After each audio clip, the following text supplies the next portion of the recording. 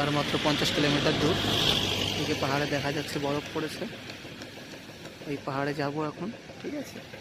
এই দেখো এইখান দিয়ে পাহাড়টা যাব।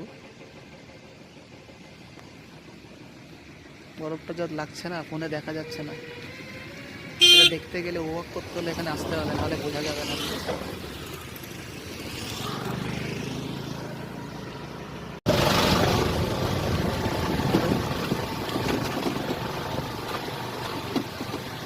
আমি আর গৌরব এসেছি বাইকে করে। এদিকে আপনার সার্ভিস আছে, বুঝলেন? টাকা নেই। দেখো ভাই, ও ভাই দেখো চারিদিকে, চারিদিকে শুধু ওয়াও।